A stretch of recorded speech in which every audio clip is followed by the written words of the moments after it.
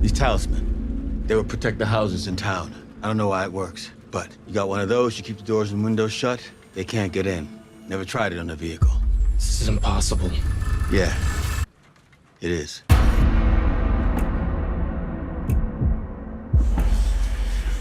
You're coming. You put up your talisman every night, and you keep your family safe. The only thing standing between these creatures that come from the forest are these things that they hang on the door. Will that even work? I don't know. It'll work. It's kind of a do not enter sign for the monsters. People used to crawl into the bushes, find a place to hide, pray that they made it through till morning. There are 12 different talismans. They're all unique. They are made from fake stone to look like slate. They have these like little ornate stenciling on them. They're etched by hand. There's a certain amount of symbology on them. The imagery is not accidental. It's a specific clue that our characters don't necessarily understand, but it is information that's valuable. Like all religious symbols, they're keeping out the bad stuff. And they're blessing your home with goodness as opposed to the horrible stuff we imagine that could get inside. Why they work is unclear, but why question it? And that is an answer that will be given at the end of the series. So how's this work? Oh God, Jim, no, no, no! When someone's actions or negligence leads to the death of a resident, the only punishment for that crime is a night in the box. But you keep one of those talismans in there, right? No. Jesus. The people in town live by a more strictly enforced code. If anyone dies because of you not following the rules, then you have to go into a place that I created called the box. A man protects his family, Frank. Which basically means you're going to be put out at night without the protection of a talisman. The box was an interesting challenge for us. It was not described as anything specific in the script, so I wanted to find something that you might find in a town that's a regular object. We found a great old horse trailer. And it's quite gnarly when you look at the rust and the grates and the holes, and the wooden sides were replaced with balsa wood breakaway sides. I built the goddamn box as a deterrent. It's supposed to scare people. What happens next time? You built a guillotine in the town square. What do you think happens when people realize you lack the conviction to use it? Boyd is holding this town together, but at the same time, he doesn't want to do it. He's afraid it's immoral, it's murder. What am I doing? Boyd understands the weight of taking the life away from someone else. God damn it! If you don't take care of your family, you're exposed to these creatures. Poor Frank, he has to go in the box and face his punishment. I'm ready. He wasn't there to protect his family, and he has to pay for that.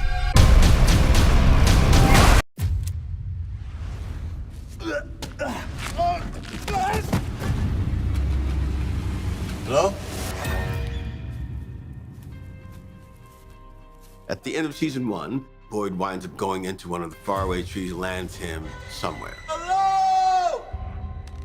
And the bus arrives, so we have new people in town who we are not sure if we can trust or not. We're about to make some new friends. This season is more intense. The characters are in even deeper than they were previously.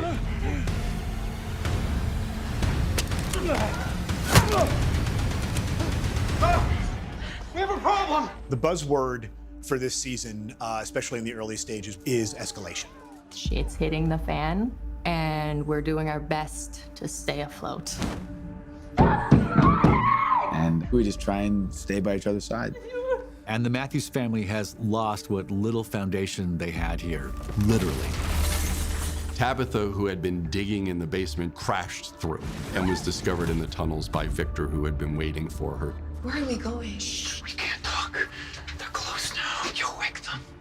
These are where the monsters sleep, and she sees some sort of symbols that are going to be very important throughout the season.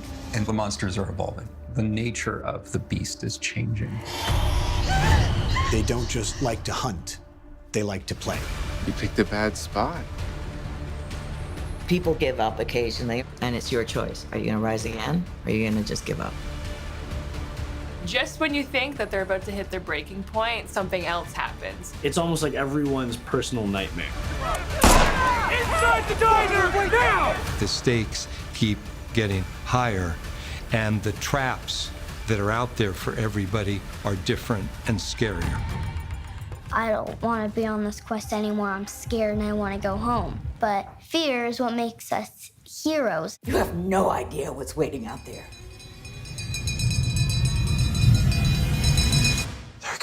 Season 2, it's more terrifying than season 1 could ever be. Maybe none of this is real. Maybe you and Alice are sitting by a hospital bed waiting for me. Open your eyes up! That's what this is, the quest. And everyone has a part to play. Sometimes the quest can be scary. And when it gets close to the end, that's when it gets really scary.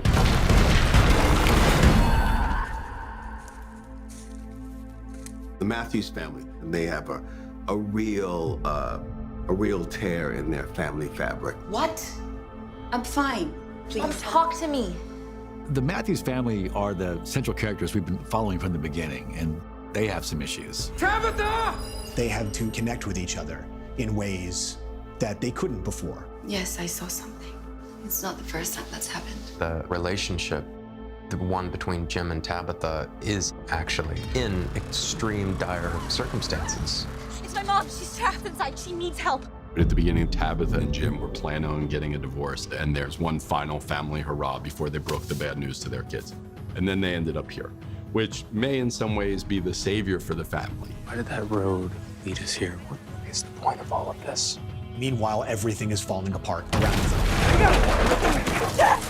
Julie has to really grow right now, and all in one night, potentially losing both of her parents. No, we have to go out there. No. Please, we have to help. This poor girl thinks that I need to take care of my little brother. Do you know what I spent the whole night thinking about in that diner? How I was gonna have to take care of Ethan by myself. Because I thought you were dead. And Ethan is definitely at an inflection point this season. He doesn't like it here all the time. It's not always adventurous and fun. I know it's dangerous here, and I promise I'll be careful. Ethan is not a baby anymore, which is beautiful to see because the kid is growing up. I do think that Ethan's grown up a lot. Every character is changing and learning new things. And the four of them have to come to a new understanding. I think they both recognize they can find their way out of this nightmare if they come together as a family. I thought you were dead. Oh, I'm so sorry. I'm so sorry. I can't lose you. You have to stick together. You have to work together. Of course they want to be together. I don't know who wouldn't want to be with their family. This is life or death. We're becoming closer because we need to be. Otherwise, everything falls apart.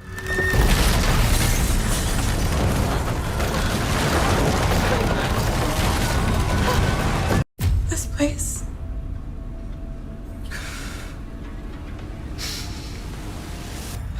It isn't what you think. This town is a place that's trying to break you for whatever reason, and we don't know what's out there. Our characters are surrounded by something vast. There are nooks and crannies of this place that we have yet to see. And this season, we explore that environment a little bit more. We are blessed with an incredible team of artists, designers, artisans who have built this town and this environment, which is so central to the story that it becomes a character unto itself. It was really, really cool to watch it get built before your eyes based on this thing we've all created together. People have all sorts of strange reactions to this place. Season 2, we're sort of digging in deeper, quite literally, to underneath the town. You're gonna see a lot of tunnels, a lot of monsters. It's very intense.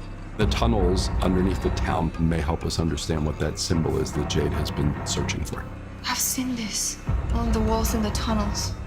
We're in Martin's chamber, who lives at the top of the shaft that Boyd was stuck in at the end of season 1. This town is soaked in the history of the people that have been there before. Oh.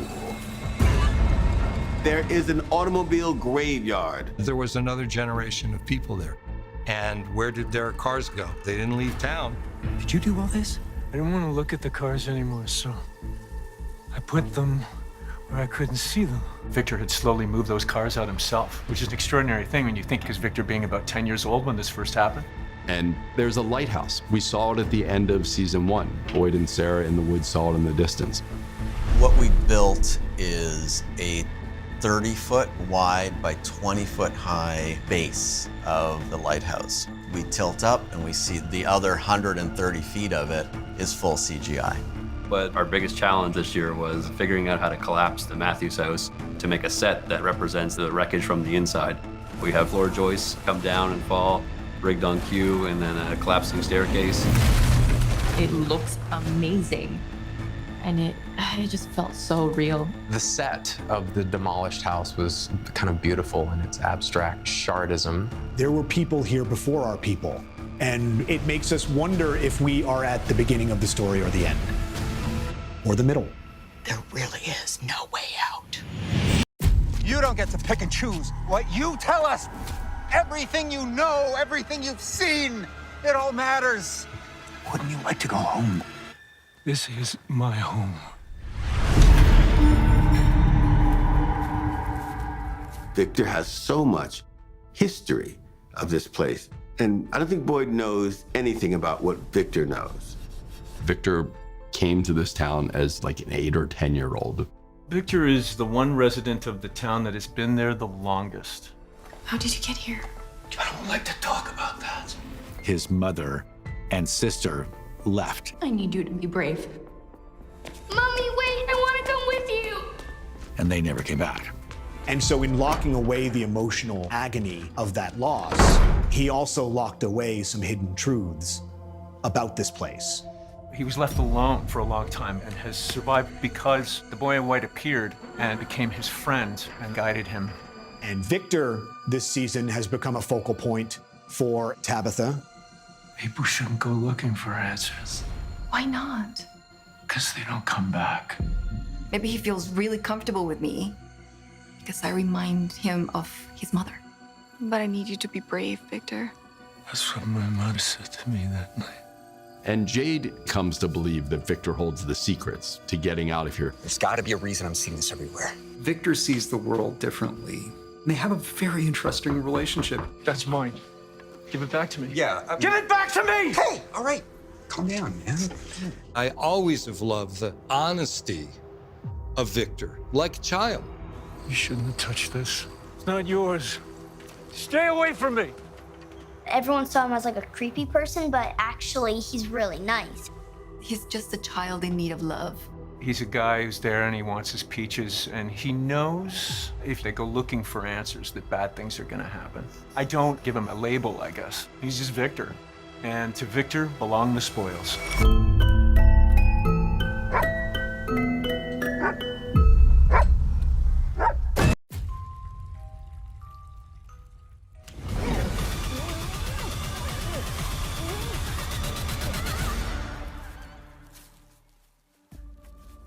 We have such great special effects people. Not only do they do great makeup on the actors, they've also made these sort of worm virus underneath my skin. This season, the most challenging visual effect was the house collapse in episode 1. Our challenge was to have our CGI-built house collapse and end up in the same position, basically piece by piece, of where our practical fallen house lands. With the visual effects team that we have, the emotional escalation that's taking place in the story, and our visual effects are escalating as well. Smiley is one of the creatures on the show. We actually did a prosthetic makeup on him to show the look of him being a monster, and he was our first monster with hair.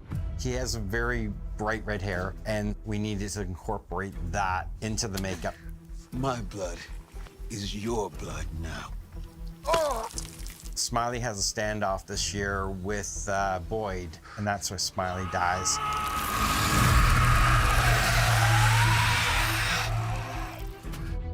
We take it inside. This is a potential source of information, and our characters get to perform an autopsy on one of the creatures. 1, 2, 3. And when we had Smiley, the actor, Jamie, lying there, it really did something to me. There was no acting. It was so real happening. It's fine. When he flinched, like, it was petrifying. Yeah. It was so real. Every time you get close to it, you almost want to turn away because the assumption is that it's going to smell horrible because it looks so real. The special effects team on this show introduced new and even more horrific things this season. It's believable, it's scary, and it's a tribute to their good work. You think the creatures are the scariest thing? The creatures are just the tip of the iceberg. What's going on? Something killed Paula. But it's not dark yet.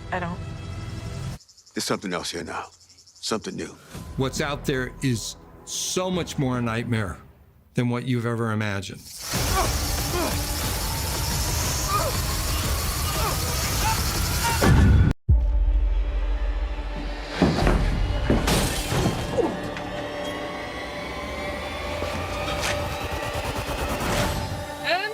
When these guys go for it, they really go for it. It's controlled chaos.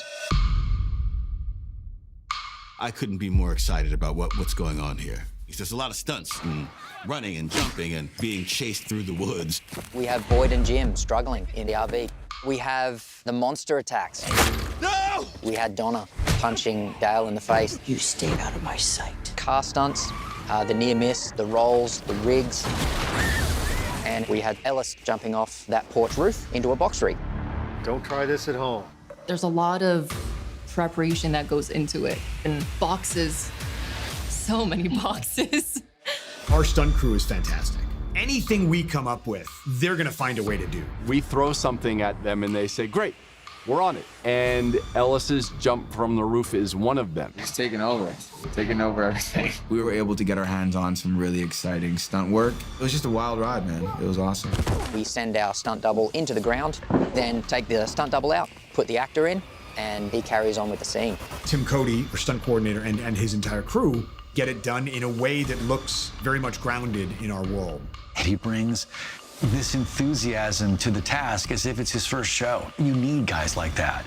We've got a group of exceptionally talented people who are going for the reality and trying to make it as rich as it can be, which is all you can ever ask for. It's just a great, exciting ride. It is controlled chaos.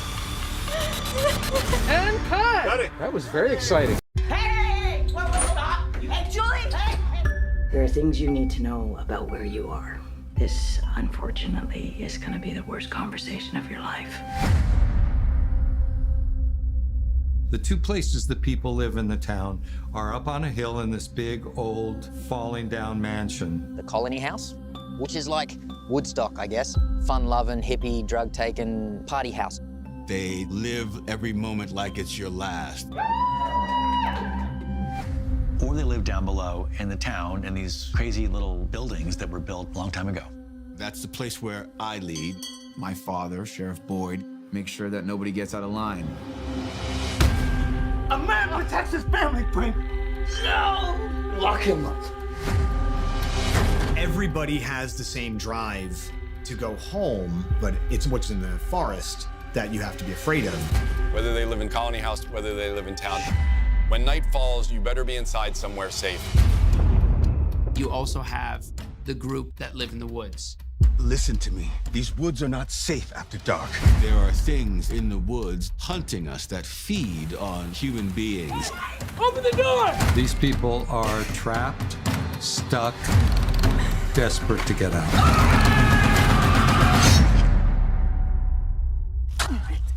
Victor!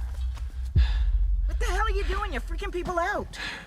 I was just trying to get a head start this time.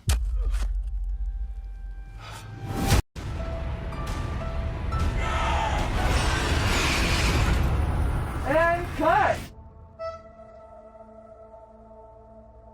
We knew that we wanted our creatures very much to maintain a human quality. The creatures who look really normal at one point and then turn to monsters. They come out of the woods at night looking like a creepy librarian, your neighbor's a worker or a milkman. They take the form of somebody who that character would probably be close with. So Julie sees a young guy that maybe she knows from school. Don't you recognize me? They come at you smiling. They come with a seduction and with an enticement. When can I come inside? They enjoy it, these monsters in this place. They enjoy inflicting harm. They never run, which is even creepier. Because you know why?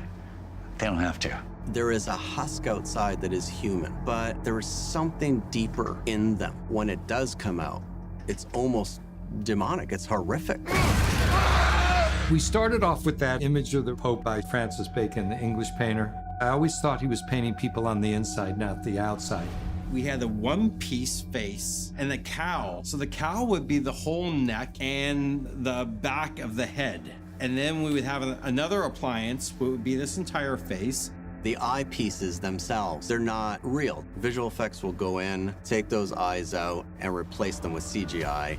And we had these fangs that we put inside their actual mouth. We'll take that bottom piece of the mouth. We'll replace all that. We can get it really wide, feel it like stretching. I had this special mouth dye, and you put about a drop or two in, and it stains their tongue, their mouth, their teeth. They are intelligent creatures, and we're going to find out more about that.